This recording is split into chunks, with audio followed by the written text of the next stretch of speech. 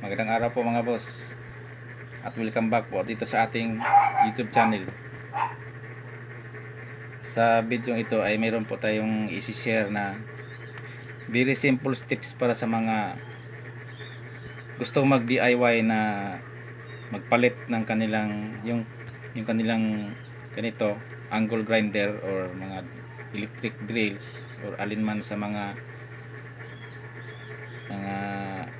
gamit na may motor at saka mayroon siyang carbon brush, kasi yung carbon brush napupudpud po yan sa katagalan, kaya nga kailangan po yan na mapalitan.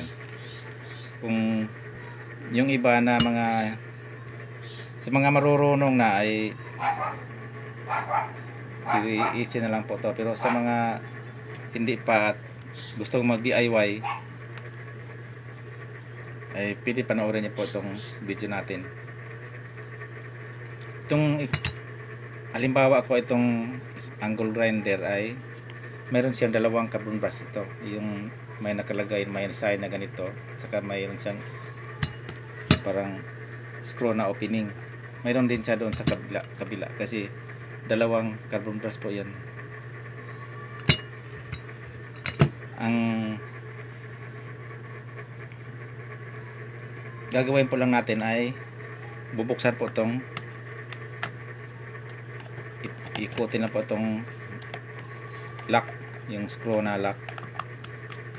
Ito po yung pinakatakip ng lagayan ng carbon brush.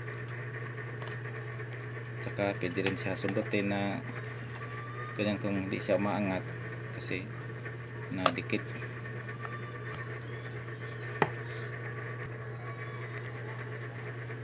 Ito mga boss.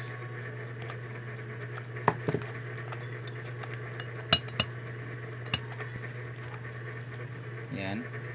Pagkatapos ay makikita mo na yung pinaka-carbon brush po niya. Ito po yung carbon brush na sinasabi ko.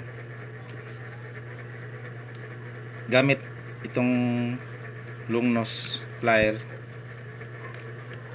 itong tensioner na parang spring yan naka-coil dito para tumutulak doon sa carbon brush para madiin doon sa pinaka armature po niya. Iangat lang po ng konti yan, tapos pwede nang hilain itong pinaka carbon brush. Pinakat ko na lang po mga boss kasi nakawanan na po ako yung isa na nakahawak po sa cellphone. Ito na po yung naangat ko na yung carbon brush. Yan, mahaba pa po siya, hindi po siya palitin po. Yan, pwede pa po siya. Kaya lang ini-example ko lang kung paano siya palitan. Tapos ito ay naka-insert lang po siya dito sa yung kanyang connection, ay gamit lang po ng long nose, hilain po siya ng dahan-dahan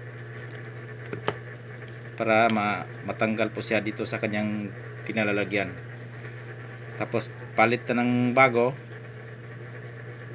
Tapos itong kanyang tensioner na lumubog na ngayon kasi wala ng carbon brush ay iangat muli, tapos ibalik doon carbon brush, tapos para yung tension din sa taas na naman siya uli.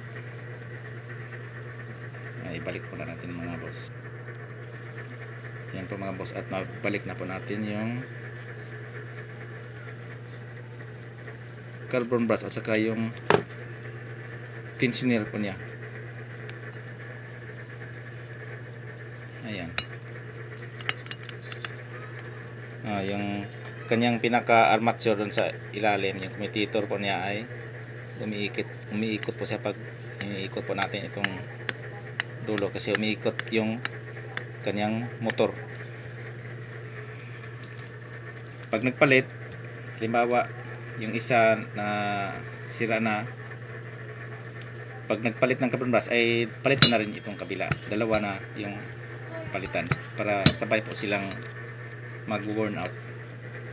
Tapos ibalik na natin tong, tapos kung okay na tong pagkalagay ay ibalik na natin itong cover. Yan. Saka itong tornilyo na lock. Tapos yan, higpitan.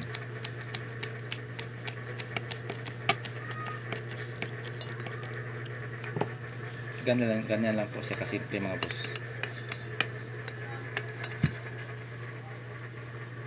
Ito ay yung simple tips lang po mga boss sa inyo, para yung mga gustong mag DIY na hindi pa nila alam kung paano magpalit ay ganoon lang po yung gagawin.